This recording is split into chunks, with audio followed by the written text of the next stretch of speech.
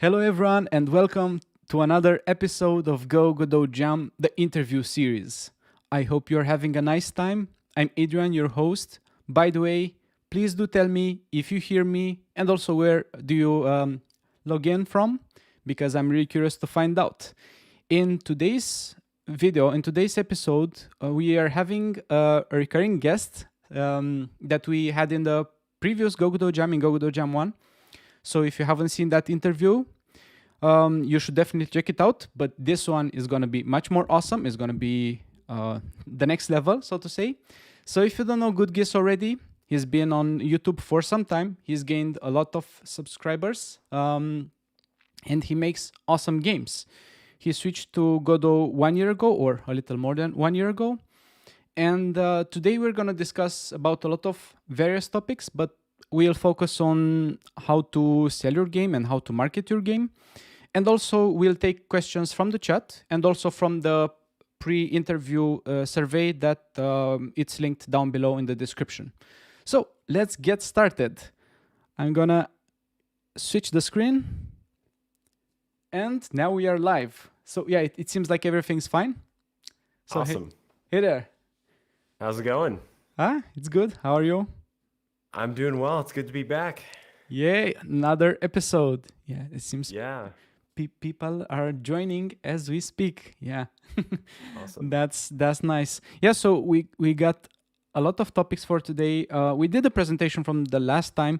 Still, some people might be new or some people might not know you. So if we can get a quick refresher on a short introduction, basically, for you. Yeah, so I'm actually a full-time graphic designer, so I have an art background. And it's just a little over a year ago, I decided to start making videos of like my game dev journey. And I've been doing game dev off and on as a hobby for like 13 years now, since I was a little boy. So, and I just started making videos, and they just started taking off.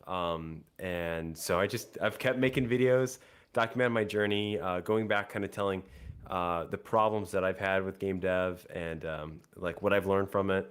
And my goal is to go become a full-time game dev. And literally every day, every month, I make a little bit more money consistently, and I'm getting closer to that goal. So, and I just love sharing it. And yeah, and I go by Goodgis, which means like good guy. I don't know. I made it when I was very young. So, but that's me in a nutshell. Yeah, and yeah, you reached quite fast the 30K mark, and now it's like the 60K mark. So Yeah, so it that's really it impressive. definitely grew pretty fast, faster than I expected. I actually didn't even want to do it in the first place. I was like, I don't want to do YouTube, and I did it. And I just tried it. Like I poured my heart into it. I'm like, if I'm gonna do it, I'll pour my heart into it. And yeah, the community's been fantastic, and I've met so many amazing people from doing it. So it's been a blast. So Yeah, and this is I think the Godot community is something special. I mean, I don't know, you did not start with Godot, right? I mean, you started with Game Maker. yep, I started with Game Maker Yeah. 7.7. Yeah, way back in the day. Yeah, but yeah, probably like you discover the community that we are also gathering here in GoGodotJam, like because the community of Godot engine is something special, and people are just more helpful, and they don't do flame wars, or at least I haven't seen it. So that's quite something different, I would say, and something special that we have going for us. I hope we For can. sure.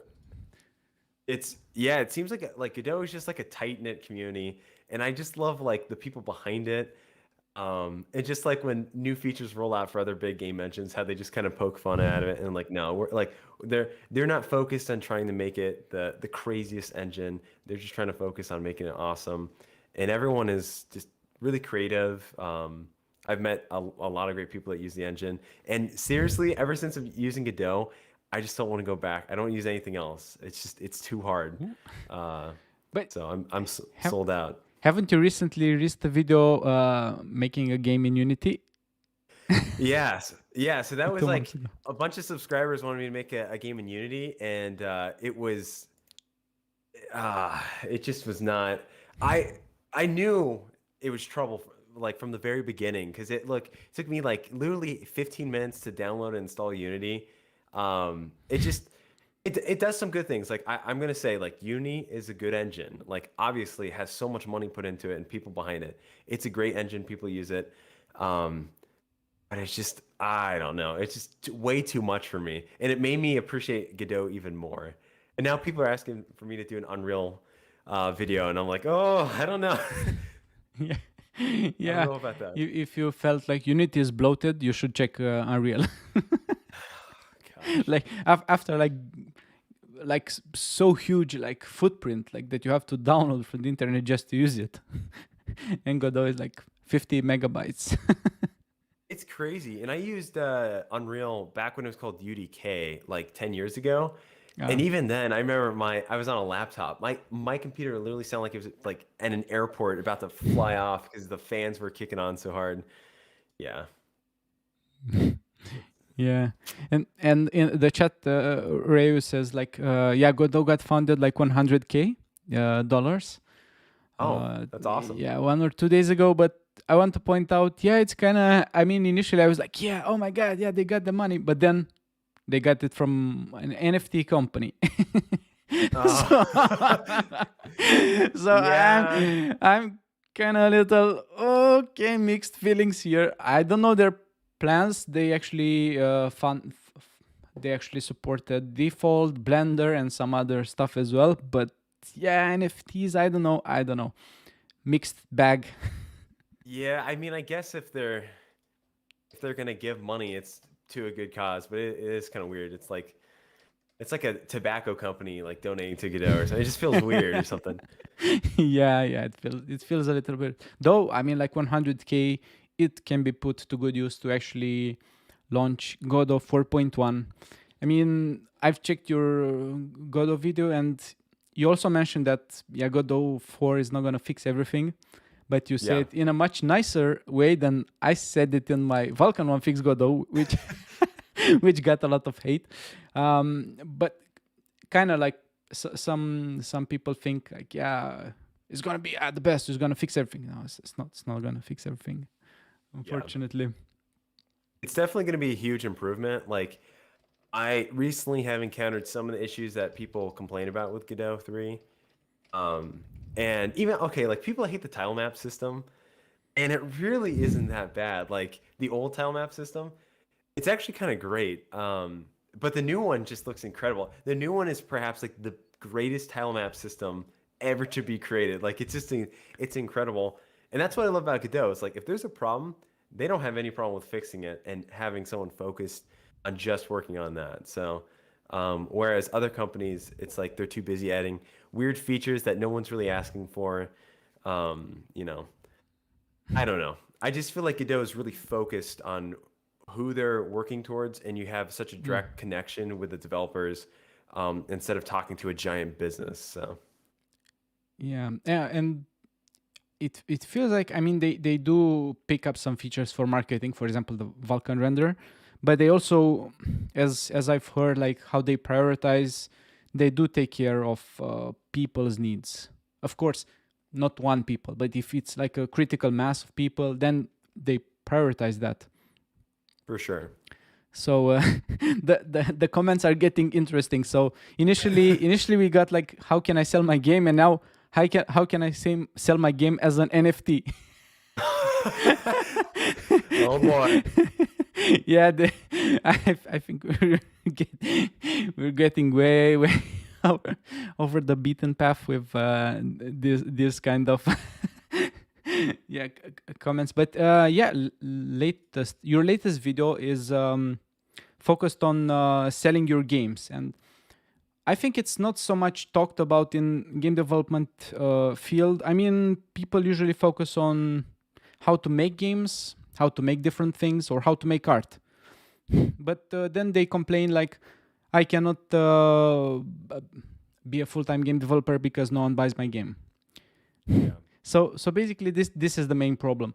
So let's take one starting point into this, because I know it will branch out, and we'll also check the chat constantly. So yeah, I think before we actually do the sale, we have to discuss about marketing, and to discuss the difference between marketing and sales. So Yeah, so marketing is a huge part of it.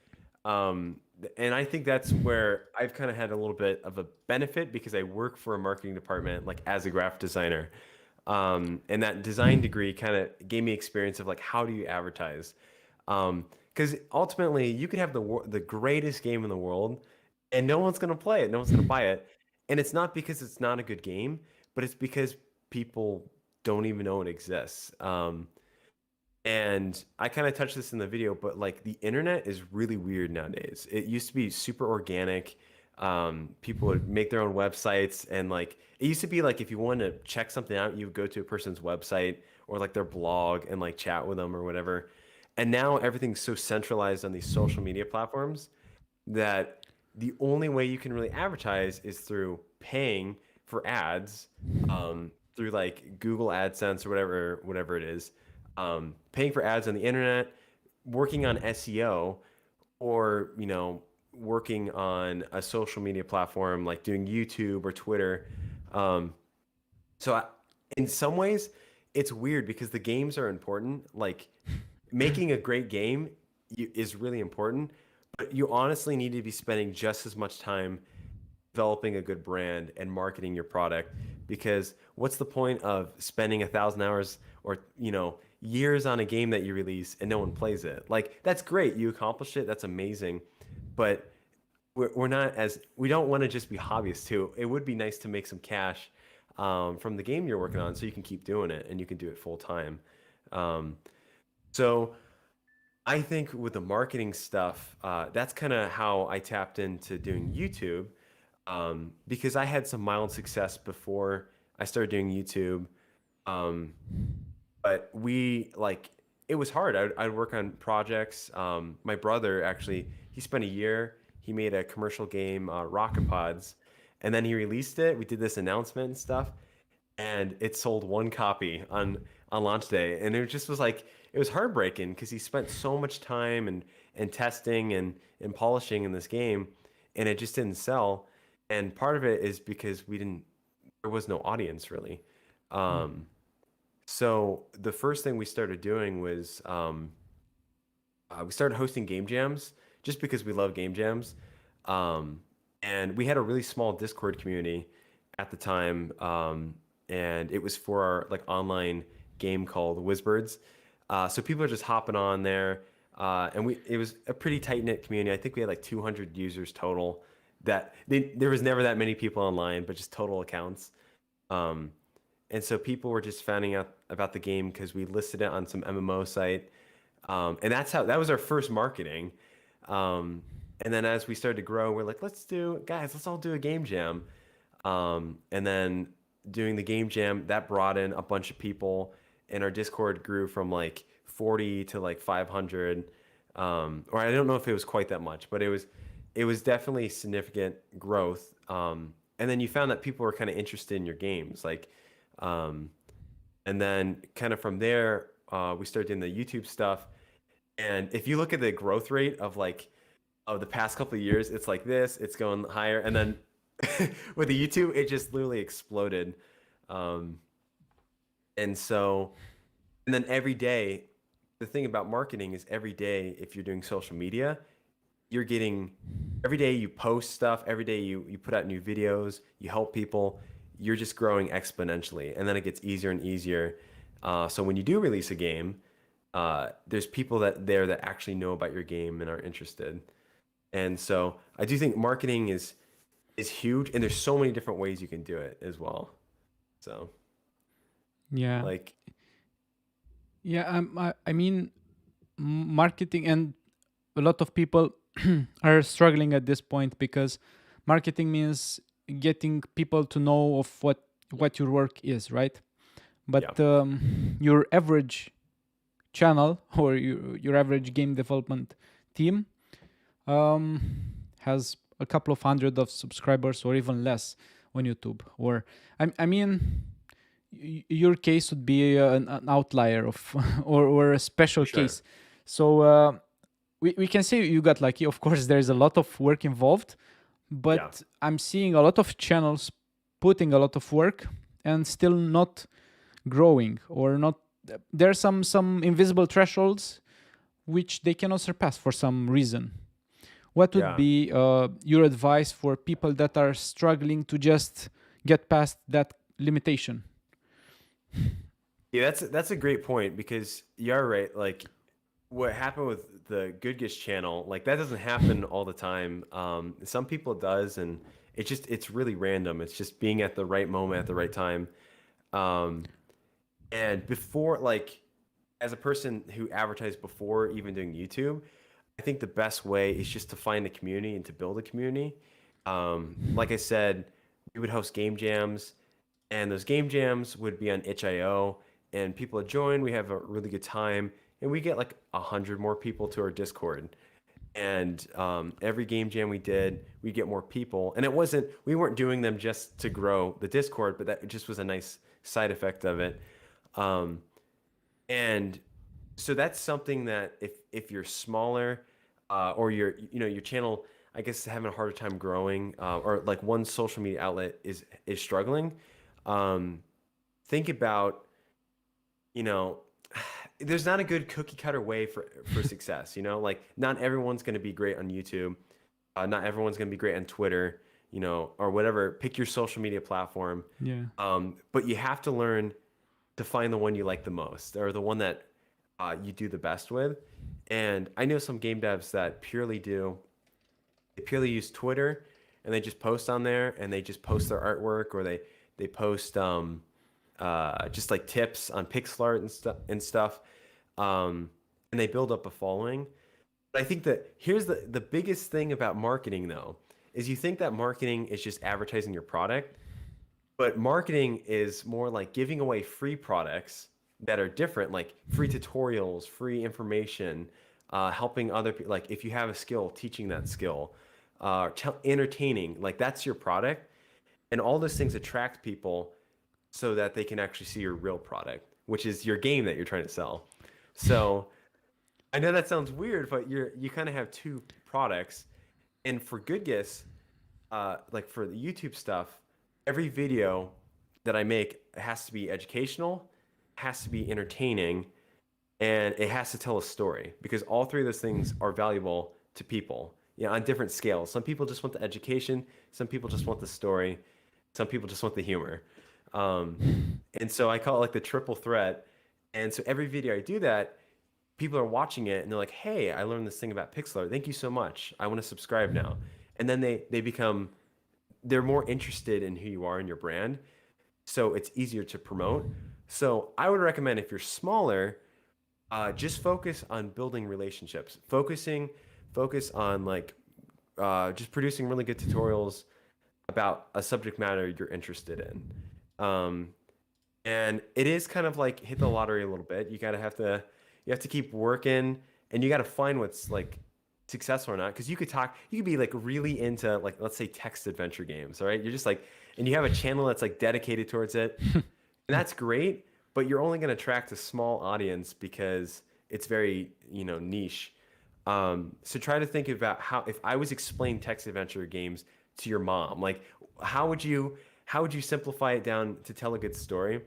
I think that's the hard thing about a lot of channels nowadays, are they're a little too like a little too niche, in a sense that they're assuming that everyone watching them kind of knows what they're talking about, when you almost have to view it like as people watching you maybe are complete strangers. And those people that maybe wouldn't watch your channel normally, if I don't want to say dumb it down, but if you just simplify it for people that aren't interested fully in what you're talking about, you can actually build an audience, and you can start growing a loyal fan base. And that's truly what it is. It's finding loyal fans, like people that really love who you are. If you can get 1,000 people that just love everything you do, like, you'll be set. You'll be able to sell your game. You'll be able to promote stuff.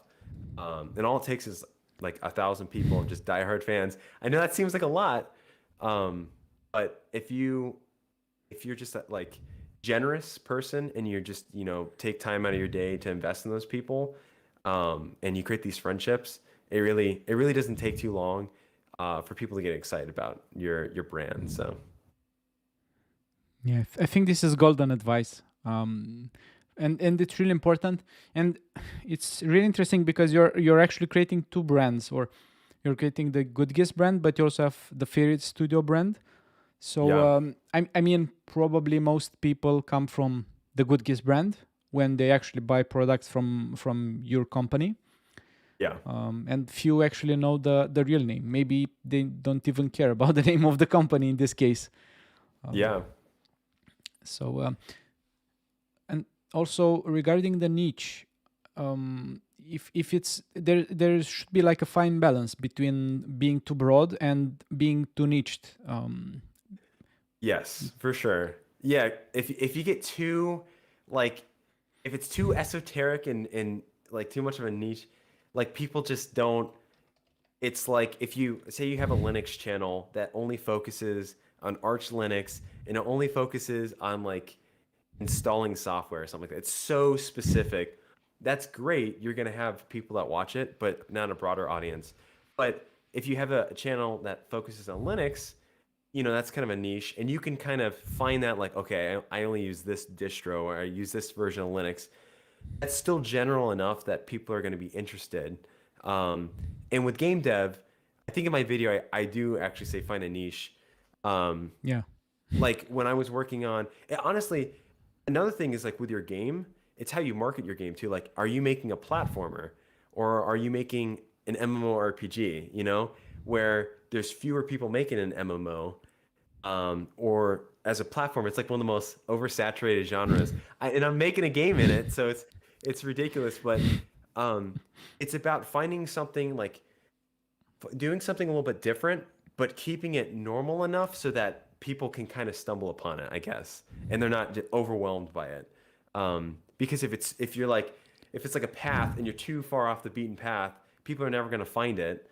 But if you're on the main trail, no one's gonna people are gonna walk over you because there's so many people there. So it is like it's as you said, it's definitely a really fine balance, and you just have to find what works for you. Like don't if a Squid Game is really popular and everyone's talking about it, but if you hate Squid Game, like I don't care for it at all. Like don't do Squid Game stuff. Like be authentic to yourself because ultimately you have to make this stuff too, and you don't want to like I don't know. You don't want to start putting Among Us memes in your videos if you don't like Among Us or if you think that's like cringy or whatever. Like, so be authentic, and you'll find that you'll find your niche pretty quickly, and you'll find that there's a lot of people there that like the same things as you do. So Yeah, and especially if if those people are hungry and they don't get enough, like for example, I don't know, they're interested in dungeon crawler RPGs,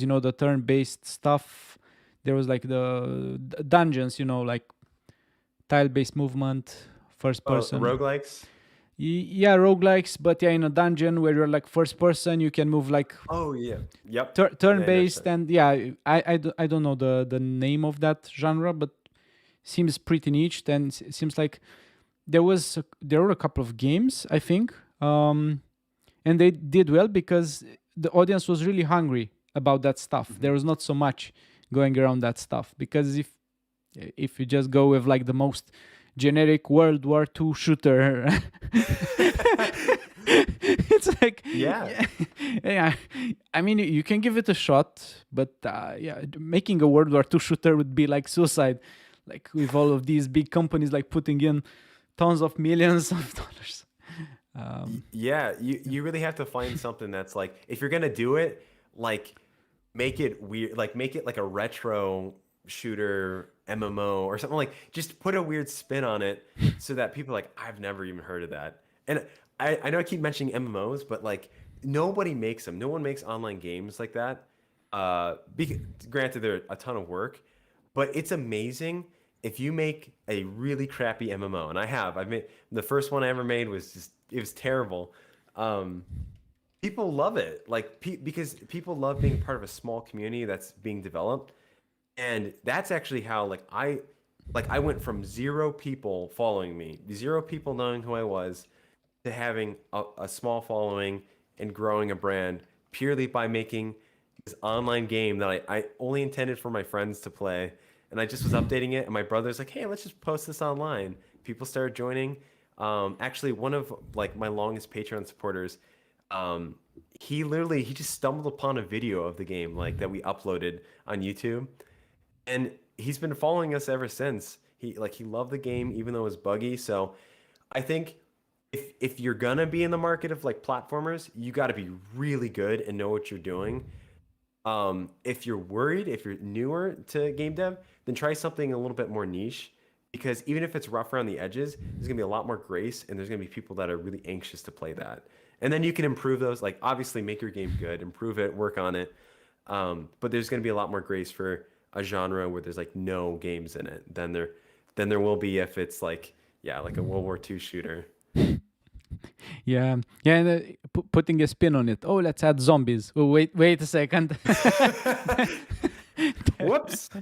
Yeah, or also Yeah. like yeah, zombie survival games.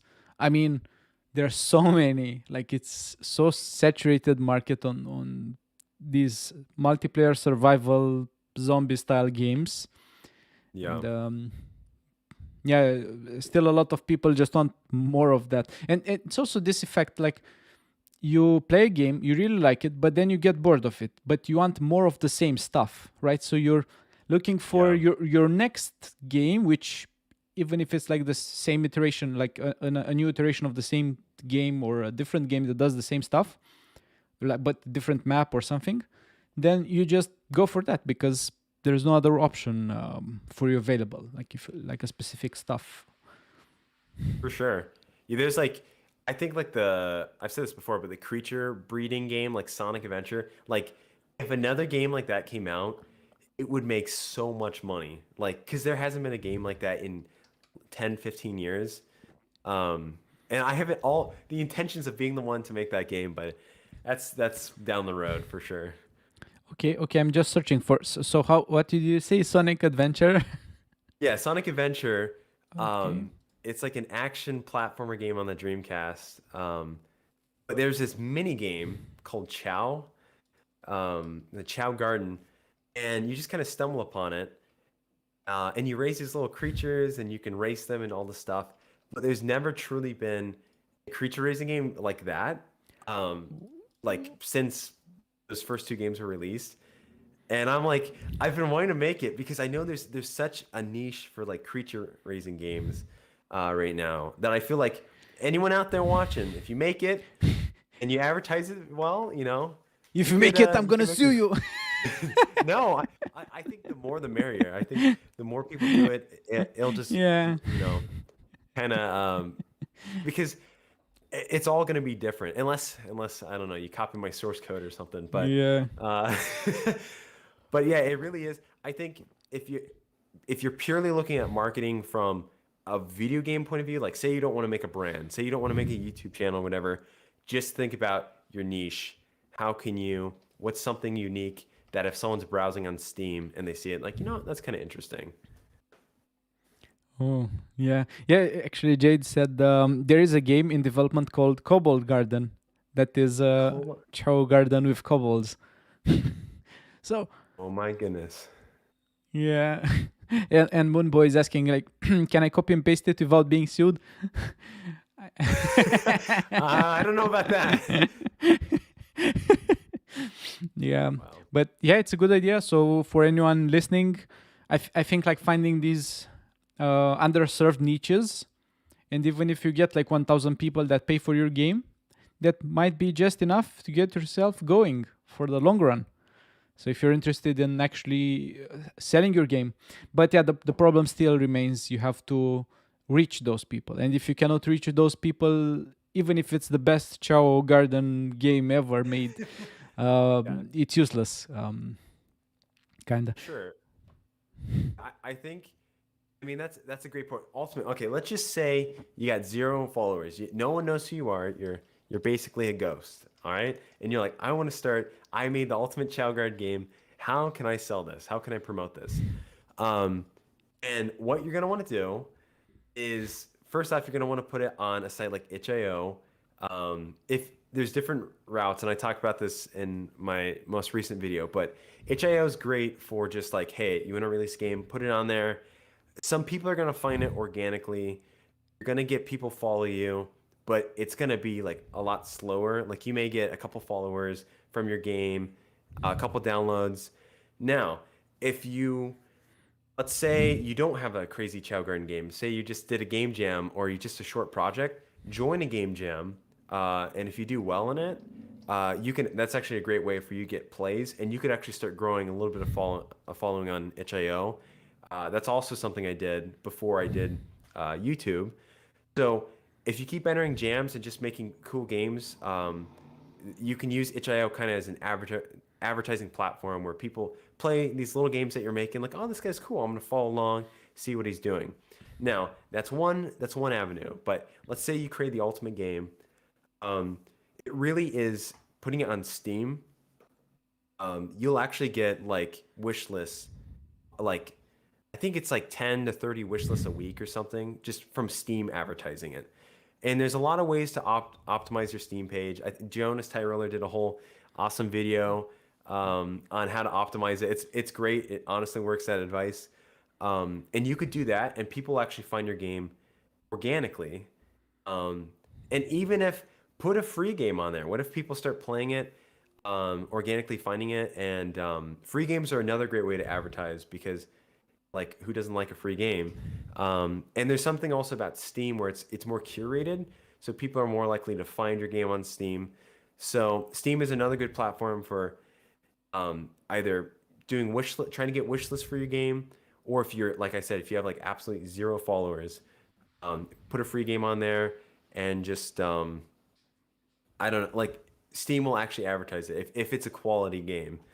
And then if you have lots of money, which most people don't, you'll want to put it on a console because people like if you put it on a console, there's let's say 1,000 games on a console or whatever the number is. It's probably like the games on a console compared to Steam, it's like probably like 1%, you know? Like there's so few games compared to what's actually on PCs now that you have less competition and people can find that organically. But that's going to cost you like $5,000 or something to go through the whole process of putting it on console. So those are ways, like if you actually have a product and you want to start selling it, but do know that it's going to take, if you're doing it that way, how I mentioned before, you have two brands. You have your marketing brand and you have your I'm sorry, you have two products. You have a marketing product with like, hey, here's a tutorial. Here's how I did this. Here's something funny. And then you have here's my game idea right here. Like, this is the game I'm selling, like Dewdrop Dynasty and YouTube videos. These are my two different products. This attracts people. This doesn't necessarily attract people, but this is what makes money. So if you're doing it the itch.io page way or the Steam way or console way, you're missing out on this marketing thing.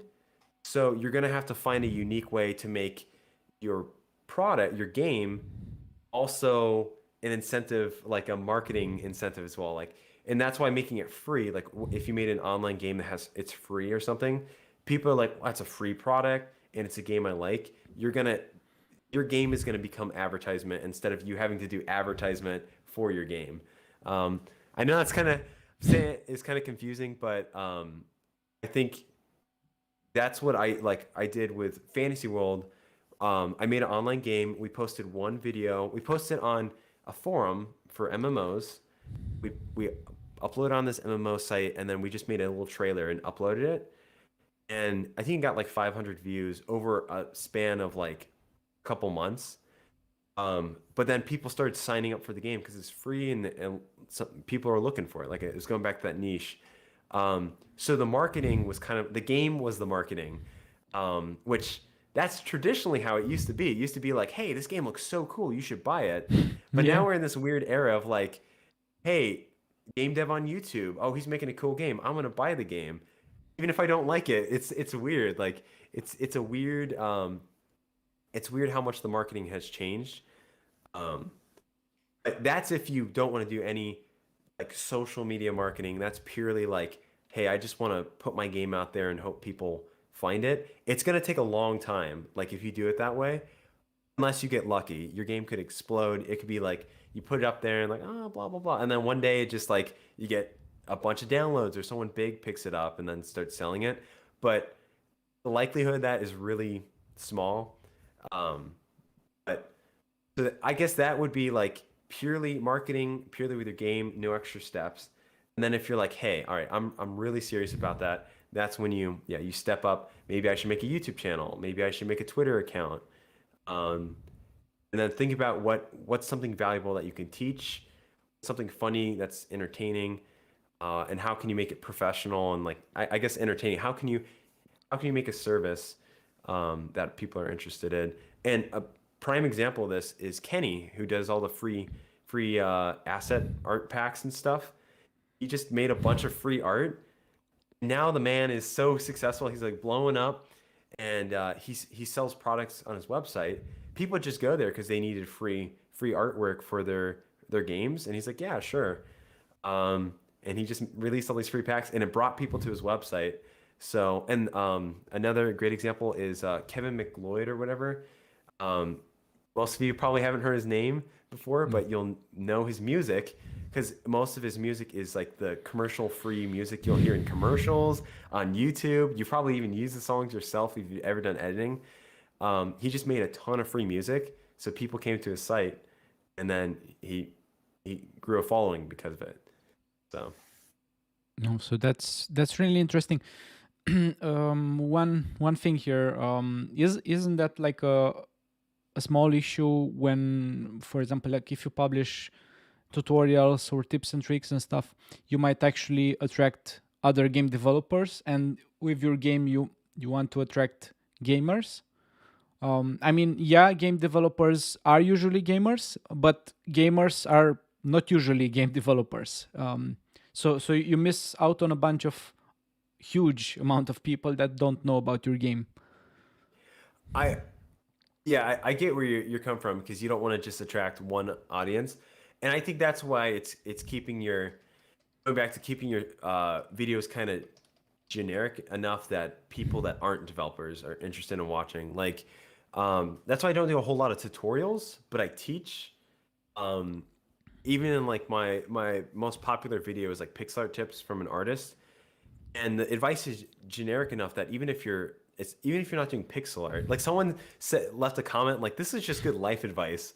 I was like, I didn't even think about it that way, but it kind of is. It's keeping your videos generic enough so it attracts a different audience. Like I've had another weird guy was like some farmer guy in the country. He was trying to make a game. Um, and he just was asking questions about game engines and like he knew nothing about the stuff. He just was kind of diving in. So yeah, it's interesting because you're absolutely right. You want to market to gamers if you want them to buy it. But also, if you have 100 game devs backing you that really like your stuff, um, that's a start. Even if it starts there, and then you start branching out to more, generic, like more general audience. But at least you have some following, or maybe you decide, hey, maybe you change your product a little bit. Maybe you try to build up. There's another way of going about it. You could just focus on purely developing your brand, becoming really big, and then make a game. Like if you're like a famous author, like you just write books and you become a famous author, then you're like, you know what, I want to make a video game. And that sounds really weird. But sometimes you have to, it's more important to have your brand than it is to have a good product because, I have a lot of good product ideas, but if I don't have the people to sell it to, what's the point? Like I said, other than the fun of making it, but what's the point of me spending all this time and energy and sacrifice to work on something if I don't have that audience? So Yeah, yeah, it's really tricky. and I think like being authentic, like I said, is a huge part of it too, because that I think a lot of the channels that so I used to be on YouTube like 8 years ago, and I would make videos, and I know the feeling when you post a video and you're just like, man, no one's. I got 5 views. Like I Put lost a subscriber. so much effort into making this. It's hard. It's heartbreaking, and that's why I didn't want to do it. When I started the Goodgis channel, because I was like, I was just thinking about all the pain that went behind it.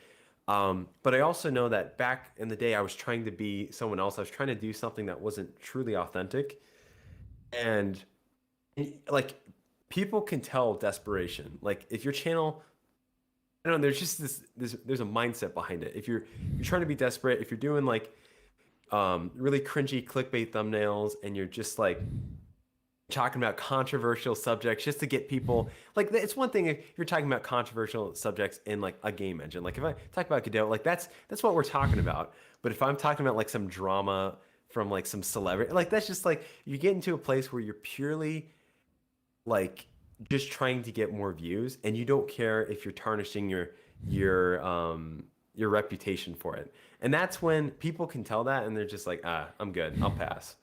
So it's about being authentic. I mean, Mrs. is that guy. He just records a video. He's like, all right, today all right, this is how you make it, and his videos do well. Like he just has success, but I think it just his brand is so counterculture that people are just like, I like it. There's something that you like about the guy because it's weird, but you know it's him. He's not faking it. Um, Sometimes people want that more than like, hey guys, and then they have like the thumb. I don't know, like anything that's on the trending page.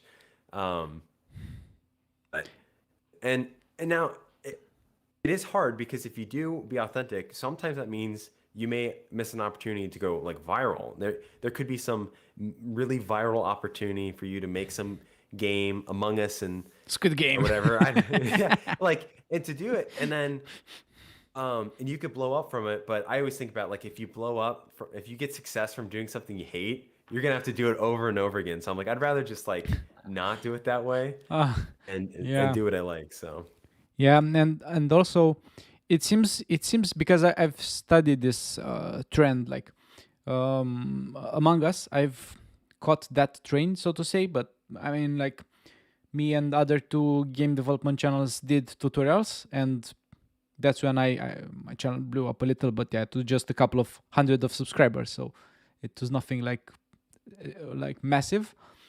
And then I studied like, okay, the trend with Fall Guys, Valheim, Squid Game, and it seems that people, for example, Danny always captures the trend and yeah, always makes a video out of it, right? But I've seen other people. I made Squid Game, or I made Valheim, or I made insert your game here, and not everyone gets that, like that trend.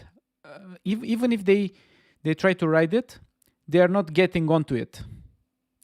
And I don't know how to explain why this happens. I just noticed that this happens. it's true. I think if you're like the reason why it's so explosive for Danny is because he already has a big following, and it just makes him like if a celebrity talks about Squid Game, you're like, wait, what? Like everyone freaks out, and it's like, hold the press. Like everyone's excited about it. But if your neighbor across the street talks about it, you're just like, oh, okay, what's the big deal? And so that's what um, trends like. It is important to. I don't want to say like don't do trends, but it's just being authentic about your trends. Like if you if you don't want Raid Shadow Legends as your sponsor, but that's the trend. Everyone has Raid Shadow. Like, don't do it, you know? But like, By the way, there's guys, like, this video is sponsored by Raid Shadow Legends. oh my goodness. Stop recording. Oh. No joke. No, I just think like with the Among Us stuff too, like if you catch that and you're like, hey guys, here's a tutorial on how to make Among Us, that's great. There's people that want to know Yeah. that, that's useful information. But yeah, if you're a small channel and you're trying to do like those memeable, like, guys, I remade Among Us with my toaster in 6 hours. It's like these crazy videos. But if you're such a small channel, people just judge by your numbers. Like, oh, who's this guy? Who's he doing? Like, it almost seems a little cringy doing it. So there's this weird balance, and like popular people can get away with really trendy things because they're popular. Um, but I generally try to avoid it. Like I'll talk about trends. Like I said, it's good to be relevant. You don't want to be talking about like, guys, do you remember when the printing press was invented or something? Like you don't want to be like you want to stay up with the times. But I think getting too caught up in the weeds of like, I felt like that when Among Us happened. I was like, oh, I'll make it in 24 hours. Like before anyone had posted a video, I was like, I'll do that. And I'm like, I don't want to do this. This is so much work. I'm like, I'm just gonna make something else. Yeah. And the video I did, I didn't even know what it was, but it did really well because it was organic. Now, could I have blown up from it? Probably. But there would be Among Us memes everywhere if I did. I don't know. Yeah, yeah. And in chat, Jade says, "Can I play Raid Shadow Legends on my NordVPN?" Oh No, my goodness. no. You first need to make your website in Squarespace. Oh man. I know Remember that you're Squarespace sponsored meme? by. That's I know. True story. Raid Shadow Legends has reached out to me 3 times, Oh, and I've said God. no every time. Like I'm not doing it. I will say Squarespace, wonderful sponsor though. I love working with them. Yeah, yeah. I was mixing them up with Skillshare. They're both Oh. great, but Squarespace is awesome. Yeah, did you do Skillshare as well? Yeah, yeah. I will say like it's interesting working with sponsors. There can be some drama, and they're all very particular in how they like to do stuff. But I think Squarespace has been the best, like most flexible sponsor, like full transparency. Um, they've been a really good sponsor to work with, and they've actually partnered with me longer, which is awesome. So, Yeah. Nice. but they're Nice. no Ray Shadow Legends. No, no, no, no. No, but Vulcan Storm says part of Among Us succeeding was being picked up by streamers. And actually, Among Us was released in 2018, if I remember correctly. So Yeah. that is like a long time ago. So yeah, I mean, if it weren't for the streamers, probably nobody would know about Among Us, right? Yeah, it's weird. It's all like that snowball effect. It's like you have to like if you think about like a new movie coming out, all right? Like right before a new movie comes out in the theaters, there's advertisements everywhere. You see it on YouTube, you see it on the TV, everywhere you go, there's advertisements for this new movie. And you kind of get excited about it. Like, I don't know what this movie is, but everyone's talking about it. It's like, no, not everyone's talking about it. It's like, it's advertisement everywhere that you're seeing. And I think that when you release a game or like, the more you get streamers, the more you get people talking about it, a bunch of people in a short period of time, you can get this. It's kind of like a Kickstarter is like that. You're trying to get a bunch of people hyped for something over a short period of time. You get this snowball effect where it could actually take off. And you don't even know how it's happening, but then other people are finding like, how is this? Who are these people? How are they finding this? But that's a very hard thing to do. You can kind of like, you can kind of set things up. You can kind of plan things out, but to get that, I guess, explosion is especially how big Among Us was. Like, one in a million chance, or even more than that. Yeah, but this before we go to Mr. Elliptic's question, I want to point out this snowball effect, because it's interesting. Like initially, when you start out, like so let's take this your skill level, right? So your skill level is here, but your success is also here. And in the beginning, nobody cares about you. Even people that you know, they do not care about you. But then you get a little success, and then a little more success, and then a little more success.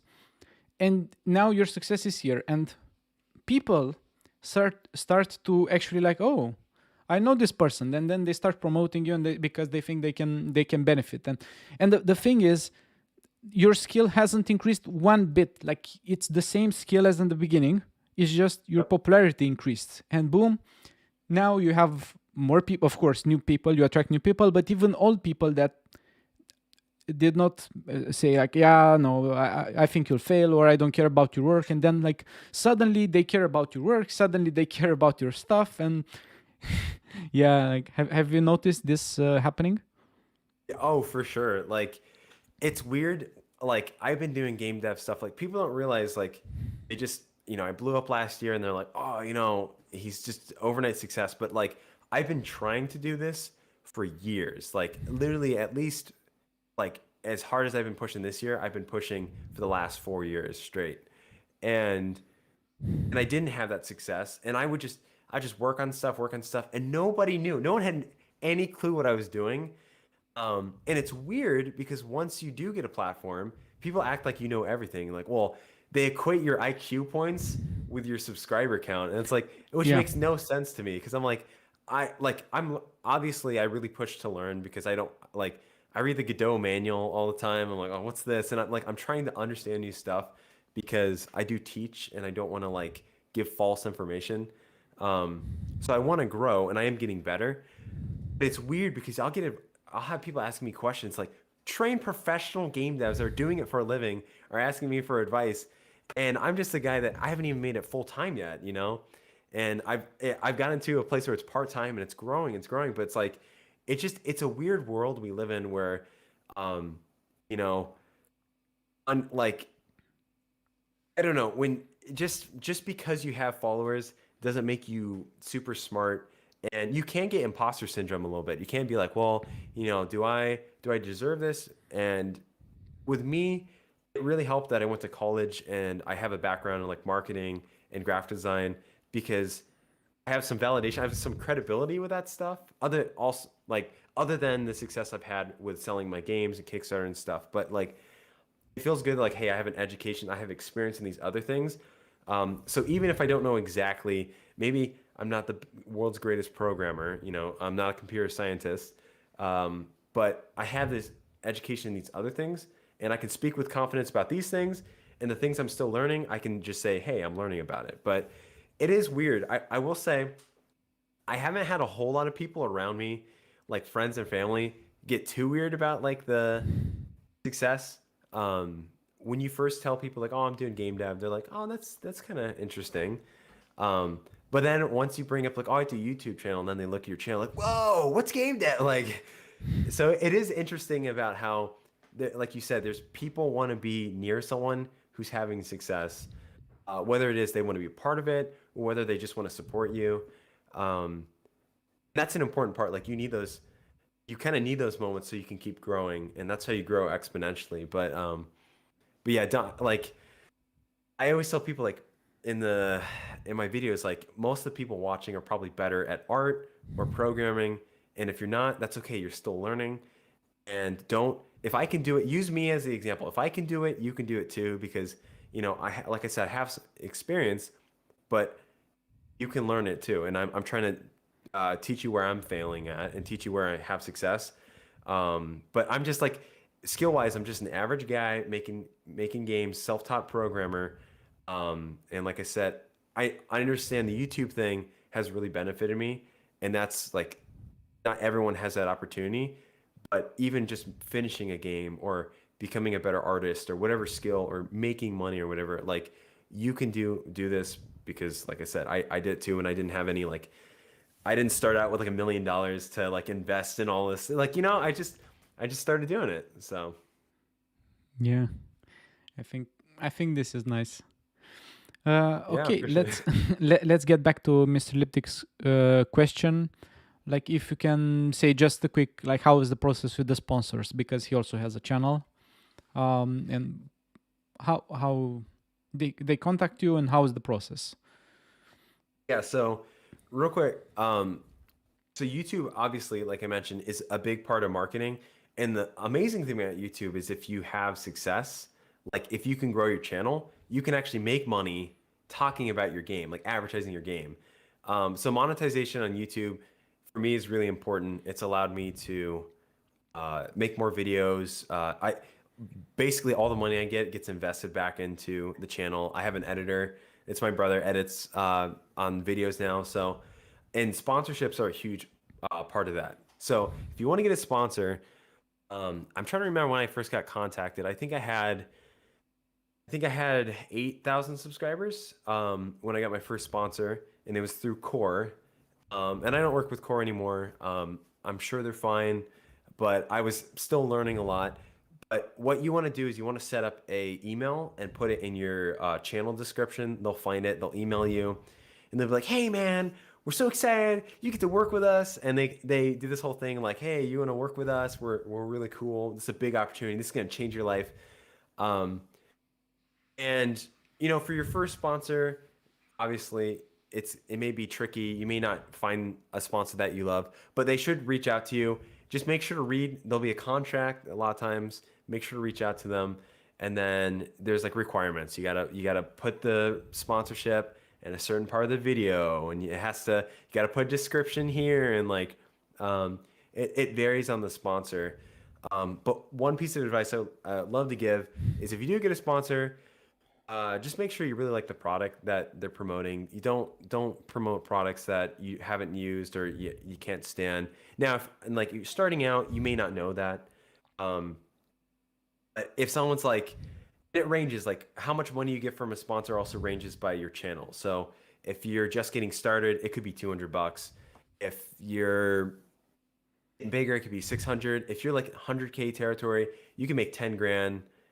Depending on, that's like if you're high, like 200K, 300K, you can make like 10 grand a sponsor, which is like, think about that. 10K is a lot of money that you can invest in your business, keep growing your game dev stuff. You could port a game to the Switch just from one sponsor.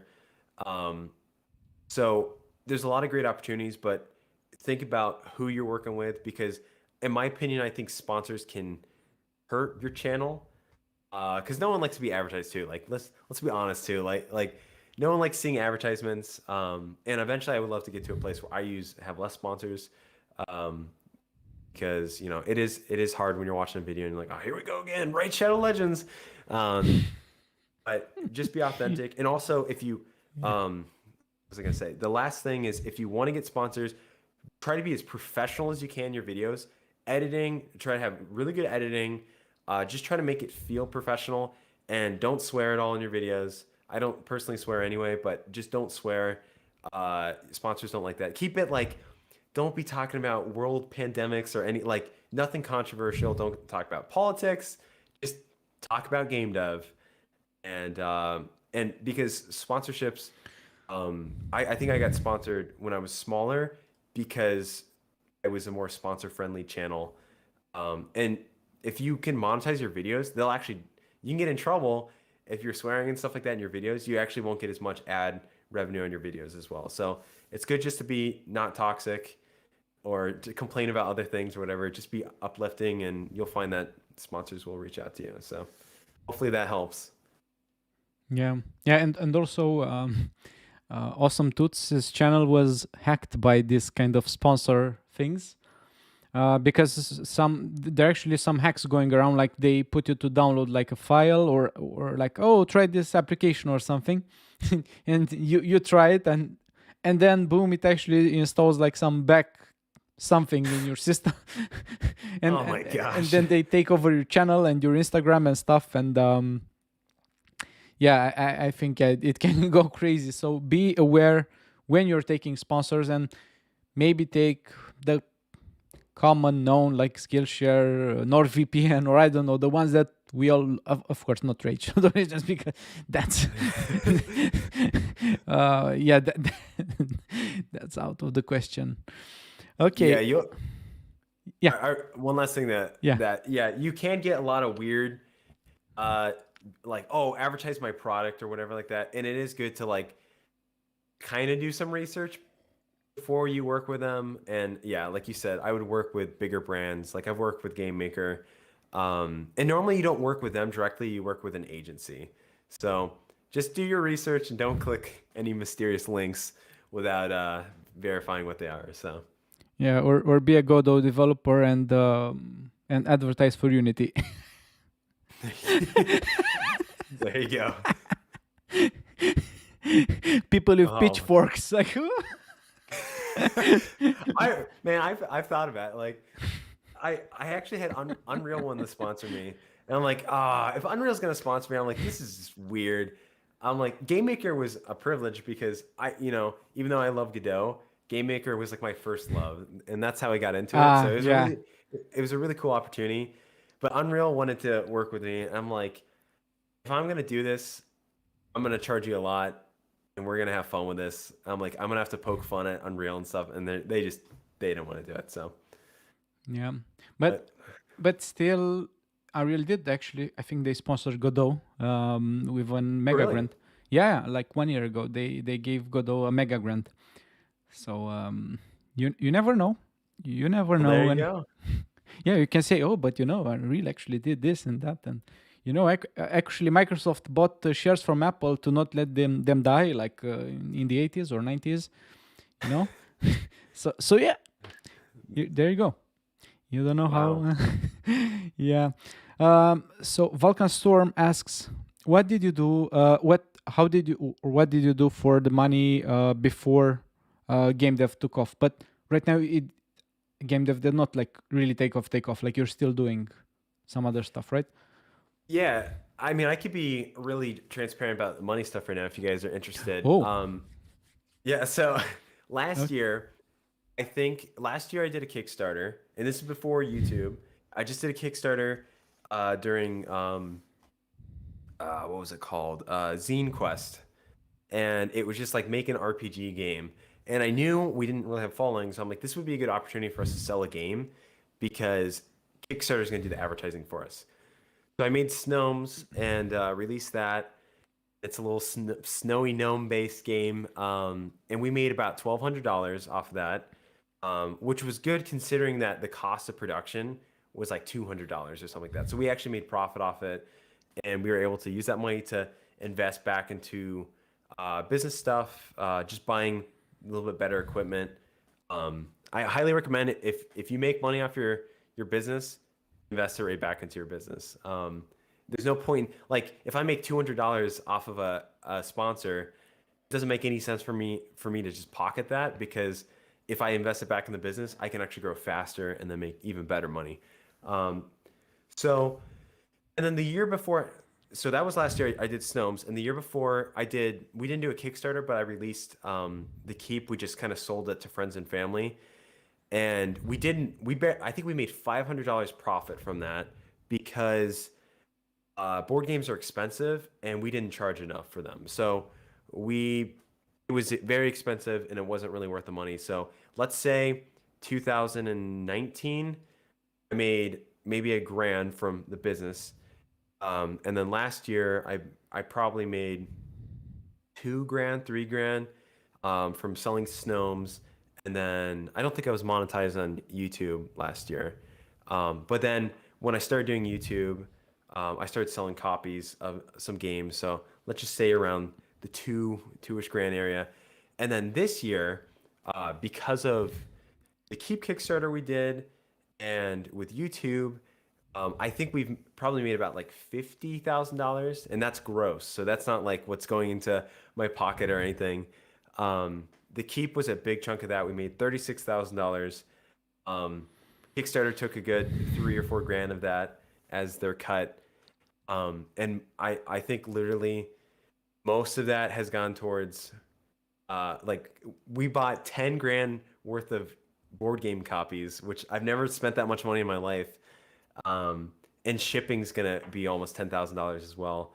So there's like, just because your business is making more money doesn't mean you're necessarily making more profit. But that's been really cool to have that success with the Keep. And actually, the copies are finally coming in. If for those of you, if you're Goodgis followers, but but what really started taking off was I tried to advertise more on the YouTube. YouTube started growing. And ad revenue wise, I think I get about 250,000 views every 28 days. And that is about $500. So it's nice, like, but it's not enough. Like you can't live off $500 a month. No, no.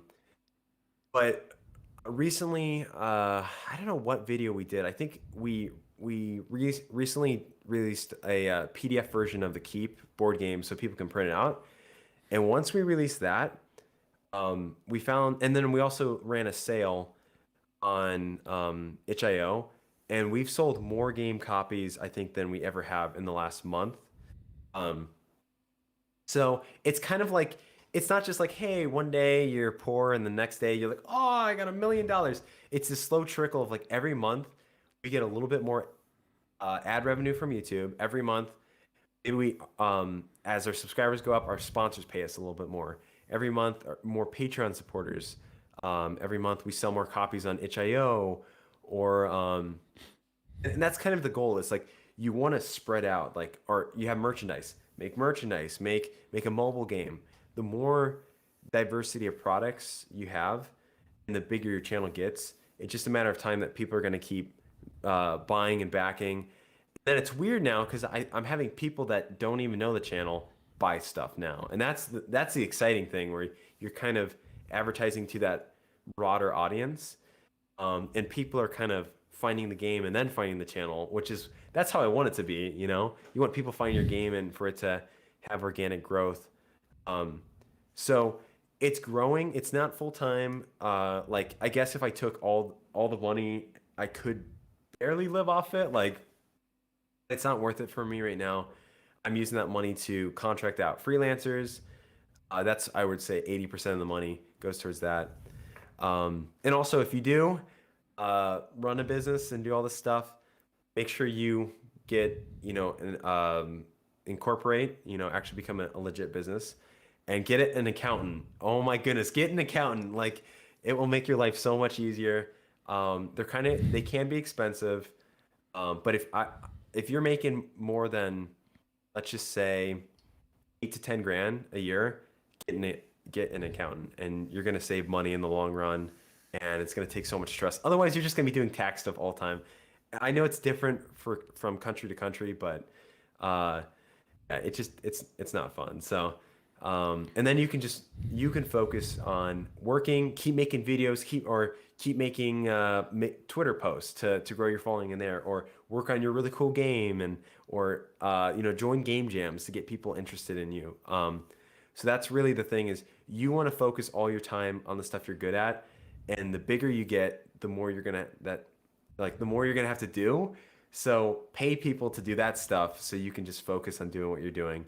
And if you keep doing that long enough, you'll realize you're making, I don't know, $250,000 a year or $500,000. Then you can have employees and make it full time. So, Yeah, and I know that's not everyone's intention to have employees, but that's like if you really want to scale up and have a studio or grow your business. So yeah, but it's, I mean, it's a grind, and the tricky part is, um if you can somehow sustain yourself long enough to actually like see the business make money, that can sustain you. And this is the tricky part. This is why many people fail in this process, because for sure. they run out of money and they cannot just continue the business. So yeah, that's another problem. Yeah, I think, like, good advice to give is, like, if you have a job, keep working at your job. Like, don't quit your job to, like, I'm gonna quit and I'm just gonna try to be successful. Like, that can work for some people, but I find it's way more stressful and you get a little bit more desperate. If you can, uh, keep working at your job. I still work full time, and so I work full time, and then I do YouTube full time, and that's also why another reason why I've been paying, so I can produce more videos. But it's really important to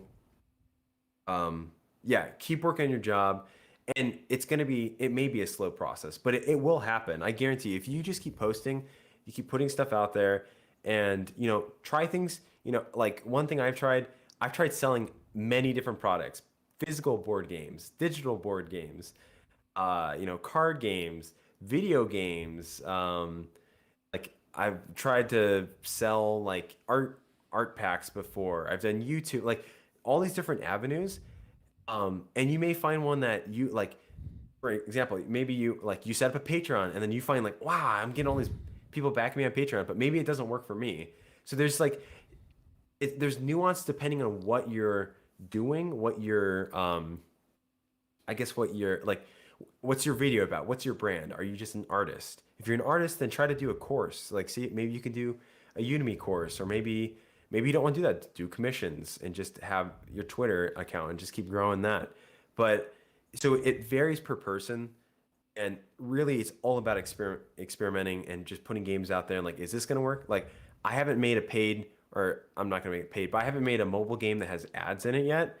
I'm curious to see how that performs. Like, I don't want them to be annoying. I don't want it to be like every 5 seconds, like, ah, oh, stupid game. But I do want to try putting that out there. And if that grows, it's like, oh, maybe I'll make another mobile game, or maybe I'll make two or three. Like, so I highly recommend you don't pigeonhole yourself too much in one area. Like, I'm only going to make money from game dev. Eventually, you will get to that place where you can make money from making your roguelike obscure game, whatever the game it is.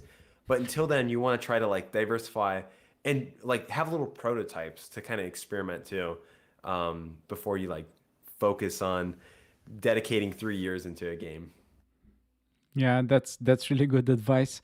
Monbo asks, so should I keep my job and not go full time on my YouTube? Unless you're making, I know it varies on where you live and what country you're in, like how much taxes cost and all that stuff. But unless you're making like 60,000 a year from YouTube, and even then, it's scary. YouTube's scary because if you don't have money, if you're not making money outside of YouTube, if you're only making it from YouTube and sponsors, what if your channel dries up? What if you have a season like recently I had a season where I just like performance just tanked for a month or two, and then it was fine again. It's like, okay, like what was that all about? Like, so you don't know when things are gonna like the cord's gonna get unplugged, and so I highly recommend that you have enough money. You want to be doing really well at that point, and also have other avenues to make money as well, like a Patreon, whatever makes sense for what, like I said, Yeah. your product is, but or you're selling copies of your game or whatever. But don't be like, hey guys, I'm making $40,000 a year and I haven't even paid taxes yet. I'm gonna move. Like, whew, that's stressful. Yeah. And we have another question from X-Ray Dev, and he also has a channel. He also released a game on Steam, so by the way, check his channel. He says, can you talk more about contracting freelancers and what kind of tasks do you outsource? Yeah. So my main thing is you want to hire people that are gonna directly make you money. So figure out, like, it's hard when you're first starting, because if you're first starting, don't contract that anyone, because you should be doing the work. But if you're actually making money, and your business is growing, then let's say you have your game dev stuff over here, and this is making, let's just say, $300 a year, and then you got YouTube over here, and your videos are making 10 grand. Well, you should hire a freelancer to maybe edit your videos, or maybe someone make thumbnails or something. Like, I make my own thumbnails, but I think an editor is huge, because editing takes me about 10-20 hours. So if I can pay someone to edit a video, then I have 10-20 hours free to work on the game over here, or maybe on another video or something else. So, but it could be the opposite way. Say like you're doing YouTube and you make a little bit of money, but you just released a big game on Steam and you made money, and you don't want to lose that momentum. Well, maybe you can hire an artist, or a graphic designer, or whatever it is, like whatever you need for the game. Say, oh, your music is terrible in your game. Hire a composer to help with the game, and because you don't want to lose momentum of your game too. Like if you have success, so it's really just find a need that's desperate and that's making money. And if it's not making money, maybe wait on it or do it yourself. And if you don't know how to do it yourself, then just it's a good skill to learn. You'll find that in this business, you'll have to learn a little bit of everything in order to succeed. You need to be good at marketing and designing, and you got to be good at talking, public speaking, and programming and art and music, like all this stuff. You have to have a good understanding of it. And if you don't, that's okay. There's plenty of time to learn. You don't have to be the best at it, but you have to have an understanding of it. So I think that's when it's good to hire contractors. And a lot of times, more recently, I've been hiring. I have a little team, and I'll work with them. Like, hey guys, I need some pixel art done for Dewdrop, and someone's like, hey, I got some free time. They'll do it. I pay them something. It's nothing crazy. They're not making like drug money or something like. But it's nice for them because they haven't really gotten paid for pixel art, so they're getting paid for pixel art, and they're working on the game. Or if you need cover art for your Steam page or something like that, hire a professional. It's worth the money. But like I said, only invest if if you have the money, and also do not take out money. Like, don't take out a loan to start your business too, especially for this business. You don't need to. All right. Like, if you're like, I'm gonna take out 10 grand. Like, what would you do with 10 grand anyway? Like if even if you had, or 100 grand, if you had 100 grand in your pocket, what would you do to actually improve your channel or to improve your brand? Like, most of us don't even know what to do with that money. So I highly recommend you don't do that. Don't never go into debt with it. That way, if it all collapses or something doesn't work out, you're not, at least you're not stuck. You're not in debt, you know? Or if you Yeah. do have success, you're like, wow, guys, I made $100,000 from my game, but I took out a $100,000 loan, so I broke even. Yay. So yeah. Yeah. Yeah. No, it's yeah, solid advice. Um. Okay. So TCL Online asks, should I use C++ or GDScript for scripting in Godot? I would say GDScript. Now, I know I know GDScript isn't like the fastest when it comes, not to get too technical because I'm not like too technical with all this stuff. I do know it's not as fast as C++, but it works better with Godot.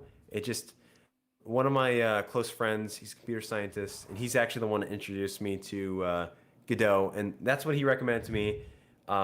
Just like native languages to an engine tend to play play nicer with the engine than using, you know, C++. C++, fantastic language. I was actually using it today, but I highly recommend like just use GDScript anyway because it's easier to read, and ultimately like people always talk about code optimization, all this stuff. Half the time, you're never going to encounter that slight difference that C++ is going to give versus GDScript, unless you're doing something crazy. So I think the clarity and the speed, the typing speed, I should say, is better with GDScript. So Yeah, I also think this way, and the resources are much more for GDScript. And yeah, if you encounter like an optimization issue, you can either go and optimize that, or you can rethink the game to not have that problem in the first place. So that's yeah. yeah, okay. X-Ray adds a little to his initial question: do you pay hourly or by the size of the project for the contractors? It depends. So if you're doing a Kickstarter, that's actually a great way to pay people is Kickstarter. So say, and Kickstarter is a good way to make some money if you don't really have an audience. Like I noticed that you can at least make a grand or two off of it with like no audience. Um, so say like, hey, dude, I'll pay you a percentage of the Kickstarter if if you're talking with an artist. It is hard because if you're dealing with like professional artists, like like if someone were to do like ask for me to do freelance for them as a graphic designer, I would charge like $50 to $100 an hour. That's generally how much graphic designers charge. Um, and you probably can't afford that. So I try to work with people that don't have as much experience. They haven't done freelance. Try to pay them well, or I work with my friends who they know eventually I can pay better, and that's kind of the mindset. Like the more I grow my channel, the better I can pay my editor, the better I can pay myself, the better I can pay other people. Um, but there's a lot of people that are hungry to do work, and so it's completely based on the job. Hourly is good. Um, Hourly can be good, but I think what happens is if you have someone who's really slow, it takes a long time to do something. Hourly can be a little scary because you're like, how long is this going to take you?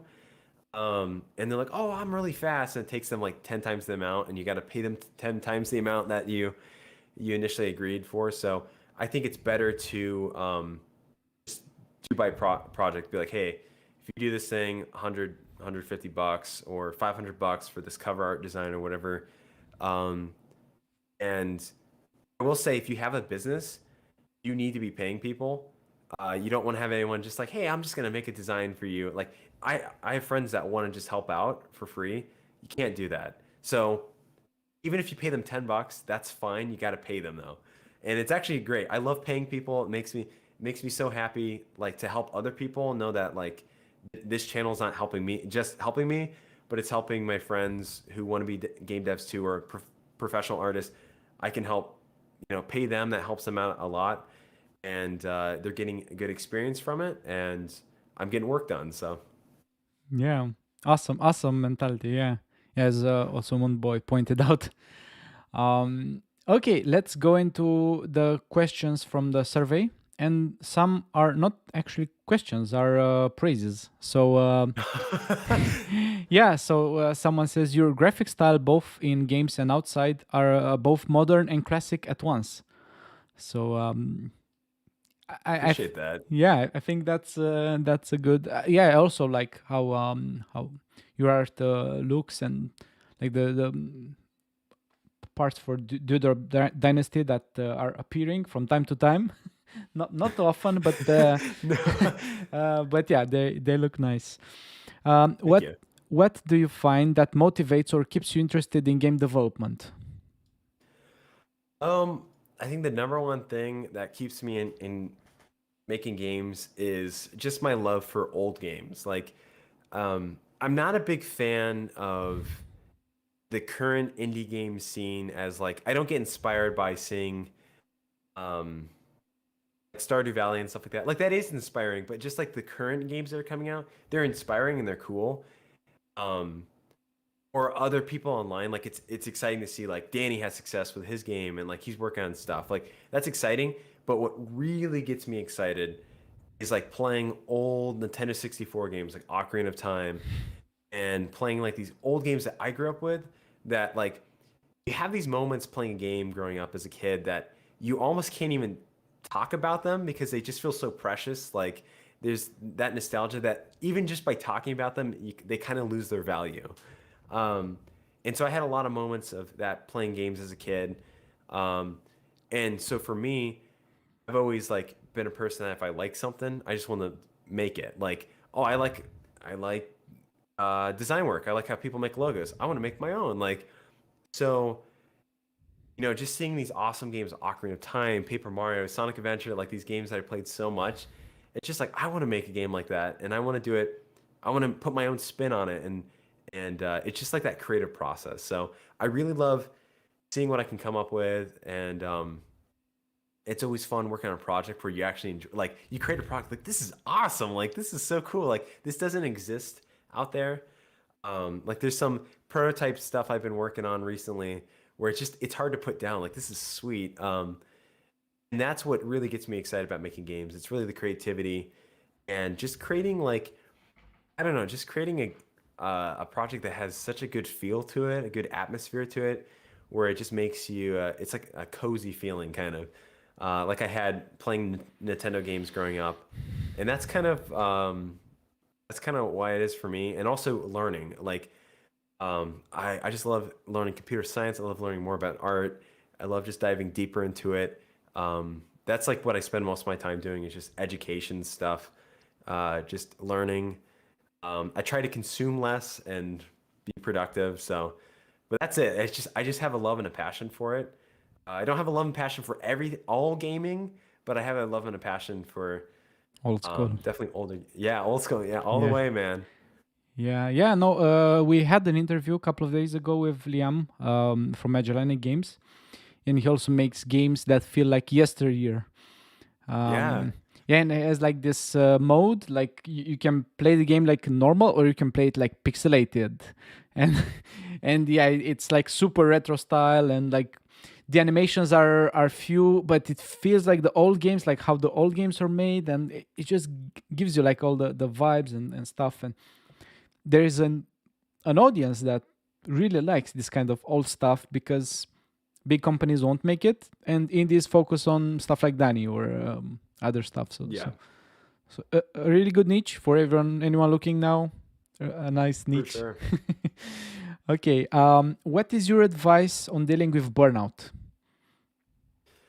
Um, so I feel like there's two types of burnout. There's burnout when you need to get stuff done, and there's burnout when you don't need to get stuff done. So like Because this isn't my full-time job yet, I kind of, I mean, it is weird because it's like full-time amount of work, but I'm not, it's not my full job yet. Um, I do have flexibility of like taking a break, but at the same time doing YouTube, you only have so long of a break because if you got to get videos out and if you have sponsors and you got people waiting on you, so like a lot of times I really can't afford to get burnt out. um, what I found really works is just switching to a different aspect of game dev. So, like I said before, game dev, there's marketing, there's the programming side of it, there's artwork, there's animation, there's all these different things you can do with game dev. If you're really getting tired of just one of them, switch to another. Like when I get tired of working on my game, sometimes I'll just focus on uh, learning C++. Like that's like my side thing, where I'm actually just improving, becoming a better programmer, even though it's not directly related to my games. Um, I'm learning a new skill that's going to help me. Or I try to like if I'm in a designing just art mood, then I'll try to create something. I'll learn a new skill or a new art style, and generally I end up applying those skills to to my games later on. So and if you're absolutely burnt out and you're like, I'm just so done with all this, like it's okay to take a break, um, unless you're being paid for it. And this is my only time that I think like you can't afford to have burnout. We learned this in graphic design school. Like people always say like, oh, I'm not inspired, I can't work. And we were taught like, doesn't matter if you're inspired or not. You sit down and you work and you get your art done and you get it out the door. Because if someone's paying you for that, like you can't afford to be like all artsy. You're like, ah, man, I'm not feeling. You can't afford that. They're paying you to do work. So if you have a sponsor and you got to get a video out, you got to get a video out. It's simple as that. And if you are doing freelance and someone, you're doing design work, get it done. Just push through it. But yeah, if you're not making money, it's okay to take a break. Just don't take too long of a break. Otherwise, you might not get back into it. So Yeah, yeah, really good advice. So yeah, let's move on to the next one. What is the most important thing to emerge as a game among the huge amount of games released today? So basically, Hunger Games, game dev Hunger Games say, wait, what's the most important? thing, or probably the most what do you have to do to work on your game to make it stand out more versus Hmm. other games? So probably if you take like gameplay, graphics, sound, or I don't know, maybe marketing as well. What would be I like think if you have time and money? What would you invest in the most to make your game not reach more? Yeah, stand up. Yeah, shine in comparison to other games. Let's put it I like that. think probably the number one. This is kind of a cop out answer, but prototyping by far number one.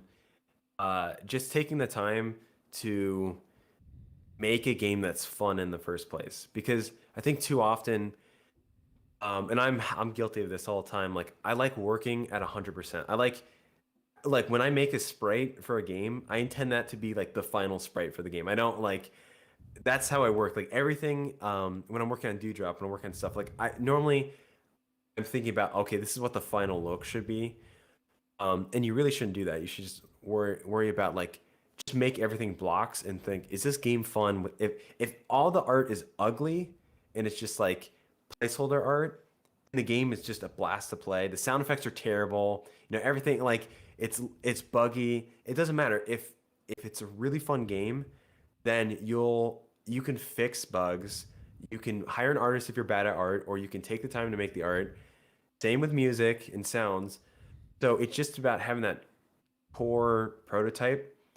And it's hard. It's really hard to like prototype, I personally think, in games because a lot of times you're by yourself and you honestly, me personally, I need other people to play games. That's what actually motivates me. Like I'll be like, oh, well, I feel like weird about a game. I'll send it over. Uh, to our Fear team, and then they'll play it like, oh, I was having so much fun this part, or we all play it together. It's like, oh, this was super fun. Like I just had a blast playing this, but this part was really obnoxious. And then you just rework it and you rework it. Um, and I think if you focus on that, now it's gonna be hard because if you have really good gameplay, it still comes down to good marketing, whether or not people are gonna, check out your game or not. But let's just pretend that marketing doesn't exist. Like, let's say that everyone plays every single game in the world. Everyone buys. It's equal, all right? Um, I think if you focus on a really good prototype, people are just gonna want to play your game longer. It's as simple as that. Like if it's a fun, cool concept, um, and instead of think about prototyping first and what type of genre and what type of uh, theming and all that stuff second, like because that's really not that important. It doesn't matter what it is if your game is boring. So Yeah. Yeah, really good advice. Like prototype and see what works. And what is the best and what's the most boring and the worst part of game dev? So the good, the bad, and the ugly of game um, development. Yeah. yeah, the worst part is finishing a game by far. Um, it's weird because when you think you're almost done with a game, you realize that you're not even close, and it's really discouraging because most of the time you don't have the motivation to keep working on it. So there's different types of people. There's some people that do really well long term, like they just like there's people that are just like they can practice guitar every day for 10 years, and then after 10 years they're like I'm done. Like they just be can be so consistent about things. And there's other people like myself that I have 3 weeks of productivity for whatever topic I'm interested in. And then after that, I move on to the next thing. And they're all kind of related. Like 3 weeks, maybe I'll be programming Dewdrop. Then 3 weeks later, I'm just working on music for Dewdrop or something totally different, but I'm not even touching the code. 3 weeks later, I could just be working on YouTube videos and getting ahead of those. And like, um, so it's understanding what works for you and not so if you have a personality like mine, it makes finishing games really hard unless your game's like 3 weeks long, like to make. So I recommend just finding different ways that you can work on it, but just treat your game as like treat it like an ongoing job or something. Like, oh, I gotta check in on that. Like treat it, I don't know, like you can't view it as like this little project that you're trying to finish. You kind of have to view it as a lifestyle, like checking in on it and working on it consistently.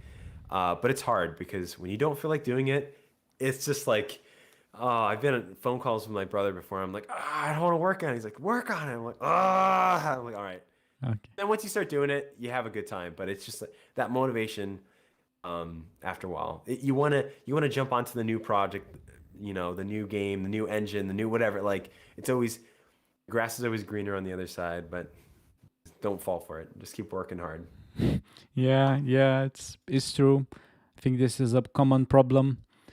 And also another praise. So from the videos, I see how hard your game making is. So congratulations on making games and especially more niche types like online and board games. So So much. yeah, that's a good one. Yeah, making games is like super hard, and as you said before, it's easily you think like, oh, maybe if I should do another game and then another game, and then you don't finish any game. Um, Yeah. yeah. What technical problems has caused the most problems, like learning to code, music, 2D art? How long did it take to study? Hmm. That's a really good question. Um, Maybe coding. So coding was weird for me because I started in GameMaker. The first code I think I ever did was like HTML, which technically isn't like a programming language.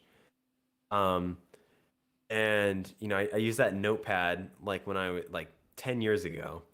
I just would like make little games or not games. I just make little websites with it. Um, and then I started using GameMaker and I was using drag and drop, but I had an air-gapped Windows XP computer. So I had no internet on my computer, and it was this desktop in like our back room. And so if I didn't know something, like I had the GameMaker manual, but there was like no explanation for variables or array. It was just like very like just very technical stuff. So I think from the first 6 or 7 years of doing game dev, I made games, but I don't think I improved that much. Like I think I more so got better as an artist. I just more focused on art. That's why I made a video called like 13 years of game dev, and people are like, wow, it took you that long, whatever.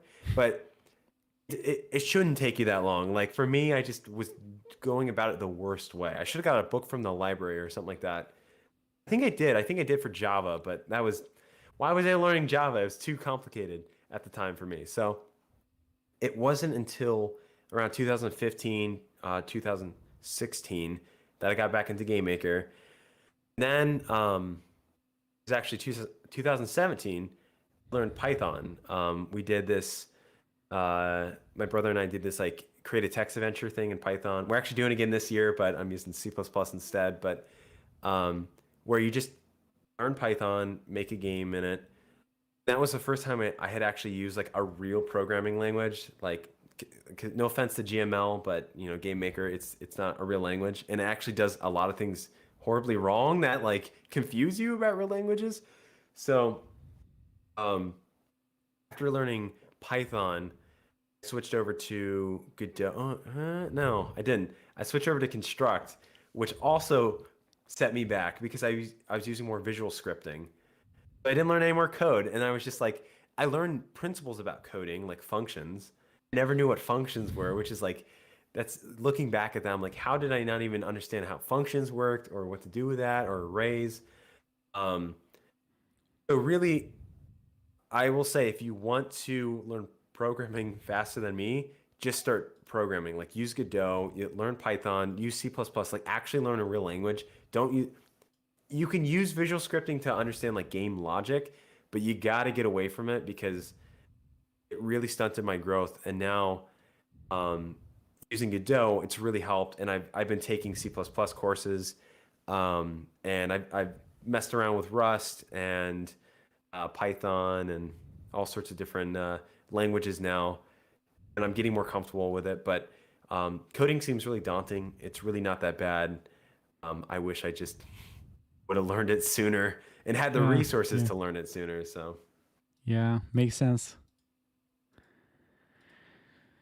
Makes sense. So, what are the challenges you faced while working on Dewdrop?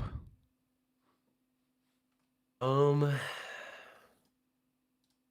a good question. I think the one of the hardest parts, which I started to figure out recently, I'm in a good place, is just like when you make a story-based game, like what do you even do? Like where, like I've made the engine of the game, but like where's the locations, where the enemy's gonna be at, where's all the stuff, like um, so that was a really tricky part. It took me forever, and finally I've gotten it to a place where the world is, it's not finalized, but everything's starting to get a little bit more defined and figured out. Um, but I think that was definitely the hardest part. I think that's the most daunting part. Like it's easy. Like if someone's like, "Hey, make an RPG," you can sit down and you're like, "Okay, we need a health system, we need leveling system." Like you can start coding stuff. Then after you're done with that, you're like, "All right, now make a story with it." And you're like, how many locations are we gonna add? What's like when it comes to actually filling the content of the game, you have to have a plan. And I don't know why I always forget this. But like you actually got to sit down, get off the computer, and just write down ideas, sketch out ideas, talk with people before you do. You got to plan out, right? And I don't know why I don't think about that sometimes. So that was really hard with Dewdrop, but now it's getting to a nice place. And also, when you do make those locations, don't make them perfect. Just make them really crappy. Just make a draft, basically, just to get them done. Um, it's easy to get hung up like, well, this game's got to be perfect. Your game's not gonna be like that. Perfectionist mindset is gonna make you not want to make games. You're just gonna get freaked out and like, I can't work on this. So just make something really crappy, because at least if you have something crappy, you can make it better, as opposed to not having anything at all, like, so yeah, that's probably the biggest challenge with Dewdrop so far. Yeah, and it's. I mean, from coming from a technical side myself, I face the same challenges because the, more or less 80% of the game is game design and what you actually put in it, and the programming part. I mean, once you do the scripts and everything, the character movement is not going to change. It's going to be the same. Maybe some skills and some other stuff are going to slightly change it, but basically programming is much smaller part than the content of the game. So Sure. as Jonas Stroller said, like after you finish 80% of the game, be sure to work on the other 80% of the game. It's so true. Ah, So good advice. Um, are there any Godot specific advantages that might help in marketing one's game to a larger audience? hmm. I mean, just saying, any features that Godot has that makes it easier to market. Yeah, I don't know. I mean, I noticed, like, for example, like if you're pushing out videos on Godot, there is a community that will find you and view you.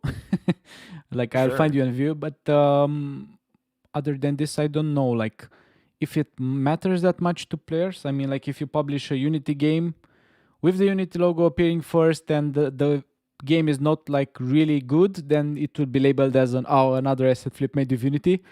So Yeah. that might be the counter argument. I don't know. I do think, on YouTube, my number one tag that people find me is Godot. So there isn't that big of a Godot community, that I think if you're doing like a devlog or something like that with Godot, there could be marketing potential, for people to follow along, because Godot is getting bigger, and there's actually like, websites and stuff, like, or blogs like This Week in Godot, where they actually share it. Like if you make a Godot video or you work on a game, they'll actually share it, and they'll promote it, which is cool. So I think, yeah, I mean, I don't think to a wider audience, no one's gonna people are gonna be like, Godot what? They're gonna be like, Godot? No, they're not gonna know what it is. Like, Yeah. and so I think at a smaller level, if you're trying to connect with people in the community, or maybe you're learning, I think it has benefits there. But I don't know if the general public are going to care about it at all. Yeah. Yeah. True. Um, Someone asks like if you use C sharp or GDScript and why. But yeah, I think we answered this question. GDScript. GDScript, Yeah. yeah, all the way. Yeah. And another question would be, do you hope one day to be a full-time game developer? And I think also the answer is yes. Yeah, for sure. Yeah, Yeah. I would love to like do work on other projects other than game dev as well. Like it'd be cool to like create a bigger brand and like, see what you can come up with. And but yeah, ultimately, yeah, that's that's the goal. That's why we're all here, I think. So Okay. What is your favorite fruit? what is my favorite fruit? Yeah. Oh, this is a good one. It's tied. So at nighttime, I love oranges. All right, oranges are fantastic. Um, but I also love pineapple. I just don't have it very often. Um, Only on and pizzas. no, no, never. I don't think I've actually ever had it on pizza. Um, and then, cantaloupe is good too. I eat apples. I eat everything, but favorite fruit. I don't know. On a regular basis, probably an orange. I know that's kind of basic, but Ah, nice. I remember last time we talked about favorite instrument or yeah. um, for marketing purposes, is it better to release many smaller games, or work on a single larger project? okay, fantastic questions. I think smaller games all the way. Um, I do think if you have a big enough following, like you can get away. Like I feel like I'm now at the place where with Dewdrop, I can make it a longer game because I have the audience and it's growing. Like you have to understand when you make a big game, you need to get like 10,000 wish lists on Steam. You got to get there's a lot of stuff that's involved behind it. Um, and you won't have a lot of growth during that time. So if you're smaller, I've seen a ton of success by just making little prototypes, putting them out there, and people like Blizzard Blowout 64 I made for a game jam. And even before I was really big on YouTube, I had a bunch of YouTubers just play it, and I got a bunch of followers from it. So making little games, make them really polished though, make them super polished prototypes that you spend 3 weeks or less. I think is so worth your time. Make them free, and people will start to be like, "Wow, this guy! These are some cool games. I want to keep following along and eventually buy a game from this person." So I think that's a great way of marketing your product. Yeah, great, great. And yeah, I also observed the fact that this strategy works on your style, like you said. Like yeah, if it's a 3 week project, then For sure. I can.